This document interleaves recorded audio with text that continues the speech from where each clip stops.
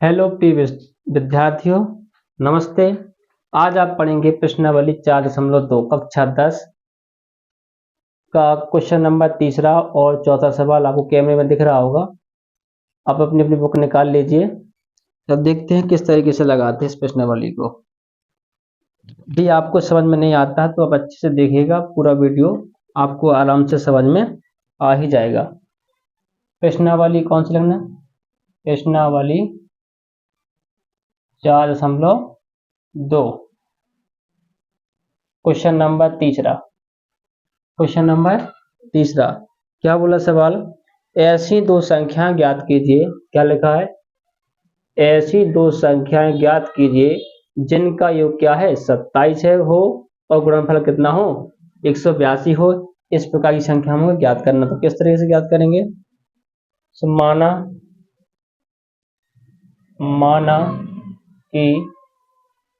माना कि एक संख्या या पहली संख्या x है। क्या है? समान x मानी। और चूंकि उसमें बताया जाए जिनका योग कितना दिया, बोलो कितना है 27 दिया ना। तो इसलिए दूसरी, क्या लिखा हमने?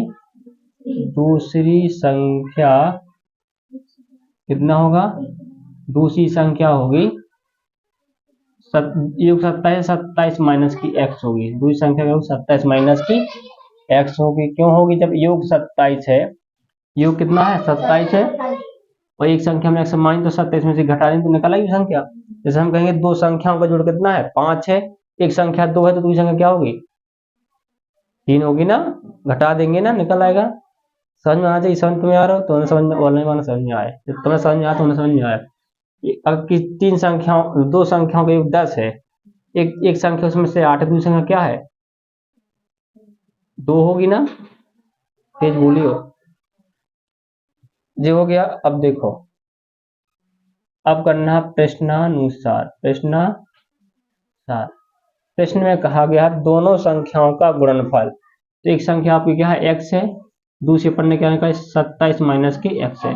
दोनों गुणा किया तो कितना आ रहा 182। इस प्रकार से सवाल में बताया। चलो अब देखते हैं, लगाते इसको। तो x का गुणा किसमें होगा? पहले 27 में, तो कितना आएगा 27x। इसका इसमें गुणा होगा अंदर, तो ये प्लस का जगह माइनस का, तो क्या माइनस का x² बराबर 182।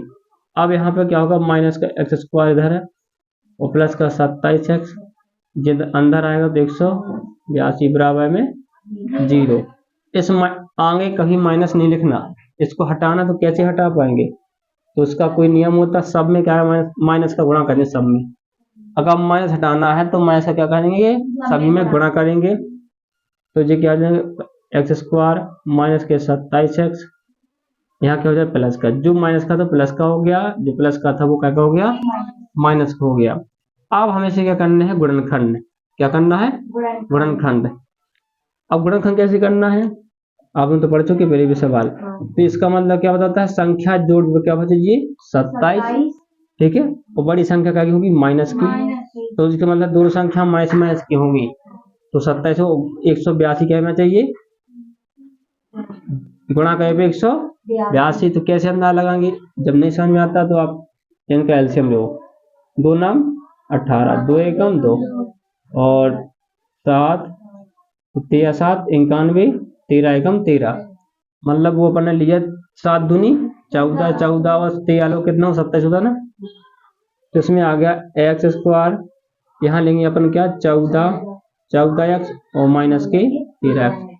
दोनों जोड़ो तो कितना होगा भैया 27 होगा, और गुणा करोगे तो 182 आएगा। गुणा कर लेना आराम से, आता है इतना ही आता है 182 बराबर में 0। यकीन ना हो तो देख भी लो। 14 गुणे 13, 13 चौको 52, 5, 13 एकम 13, 13 और 5 18, आरानत नहीं। तो मतलब 182 में क्या है 13 गुणे 18। 13 गुणा 14 है, 13 गुणा 14 है। अब इसमें देखो, इसमें और इसमें कॉमन क्या है, x की घात कितनी लिखी है, कितनी लिखी कॉमन, 2। नंदिनी 2 लिखी ना, तो घात 2 है, इसमें x की है, हमने एक x क्या है बाहर निकाल लिया, यहाँ क्या बचेगा, एक x बचेगा। ये हमने क्या निकाल लिया है, x निकाले, क्या बचेगा, 14 बचेगा। अब इसमें से देखो माइनस, माइनस यहाँ है और प्लस कब होता है, माइनस माइनस प्लस होता है ना गुणावन, तो हम माइनस माइनस के 14 है, माइनस के क्या है 13 है, हमने माइनस के 13 निकाल लिए। यहाँ क्या बचेगा, x भर, यहाँ क्या बचेगा, तो यहाँ पे प्लस माइनस का क्या बचेगा, 14 बचेगा। काय माइनस निकाल लिया, तो माइनस माइनस क्या होता है प्लस, जिसका अंदर गुणा करेंगे तो माइनस का 13 आएगा, और 13 गुणा 14 करेंगे कितना, 182 आएगा, तो 0 देखा। अब देखो आगे, दोनों सवाल एक ही से आ रहे हैं ना, दोनों एक ही से दिख रहे हैं ना, तो क्या आएगा, x माइनस के 14 और x माइनस के 13, ये आपके क्या हो गए, गुणनखंड हो गए, ये आपके क्या हो गए, गुणनखंड हो गए। अब चलते, अब यहाँ पे क्या करना है, क्या निकालना है, हमें मूल निकालना है, तो कैसे निकालेंगे,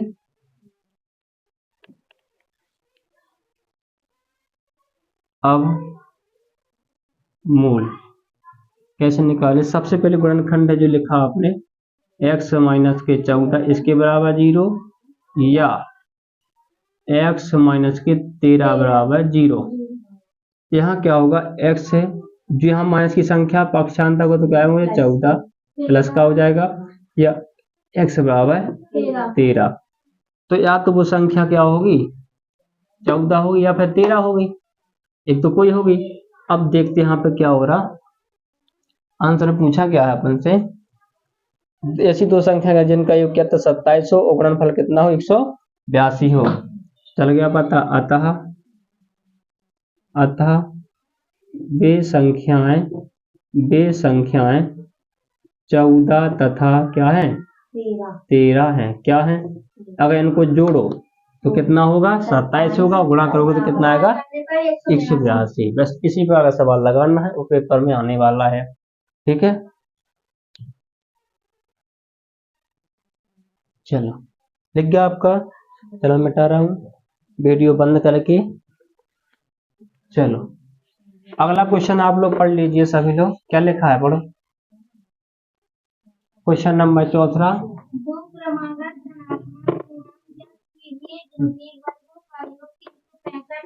हाँ 365 है। अब इस सवाल को किस तरीके से लगाएंगे उसको आप 2-3 बार पढ़ लेंगे, आप समझो उसको, पहले बोल क्या रहा,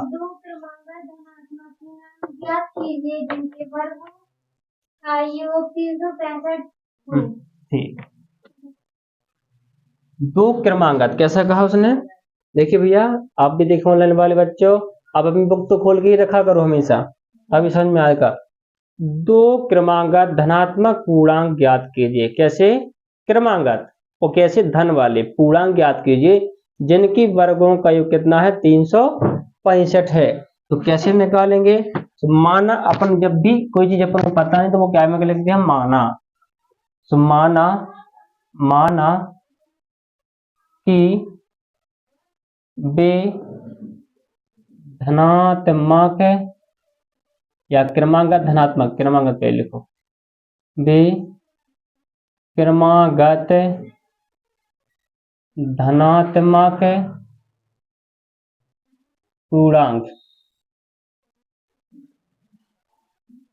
पहला क्या है x है, क्या है, तो दूसरा क्या होगा, जब पहला x है दूसरा क्या होगा, हम कहेंगे एक संख्या 2 है तो अगली कौन सी होगी, 3 ही होगी ना, एक संख्या 10 है तो दूसरी क्या होगी 11 होगी, क्या होगा, एक प्लस हो रहा, क्या हो रहा भैया, एक प्लस हो रहा है।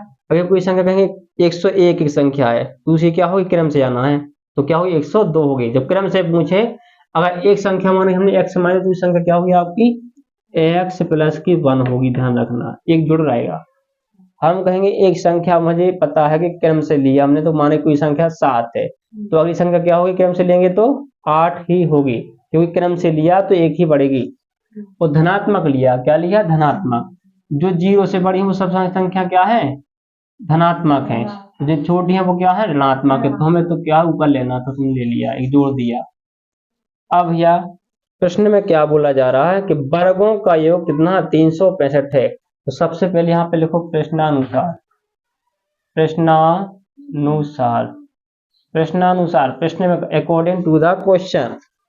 अब भैया 365 हो रहा है इसका, तो यहाँ पे x का स्क्वायर वर्ग, वर्ग करना है, वर्ग का मतलब होता है स्क्वायर, फिर इसका भी स्क्वायर करना है, तो दोनों की घात 2, मतलब वर्ग का मतलब होता है घात करना 2।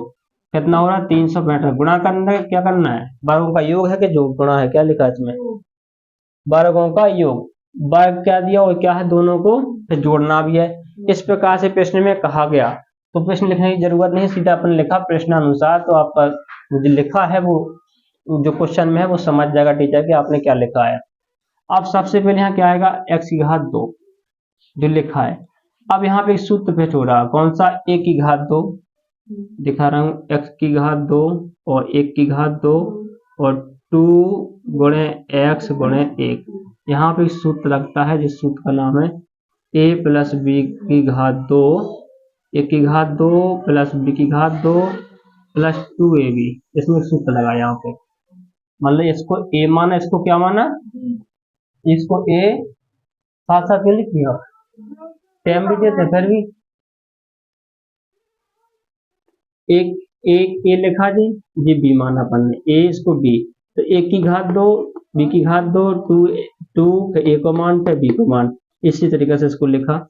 अब देखो x की घात 2, ये देखा सवाल, ये आपका क्या था, सूत्र था, इस सूत्र से हमने ऐसा किया, एक्स स्क्वायर, एक को एक ही मान, 2x और 365, जे वो जुड़ गए, एक्स स्क्वायर पे भी है, एक्स स्क्वायर पे भी, तो कितने हुए, 2x स्क्वायर हो गए, यहाँ पे 2x का 2x रहेगा।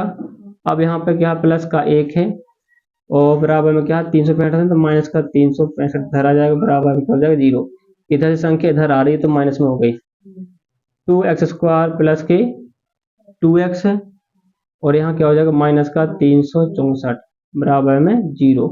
अब देखो 2 इसमें भी है, 2 इसमें भी है, तो इसमें लास्ट में क्या है 4 है, तो संख्या 2 से ही कटेगी, तो सब संख्या में क्या हम 2 का भाग देने पाए, सब संख्या में 2 का भाग दे देंगे, 2 का भाग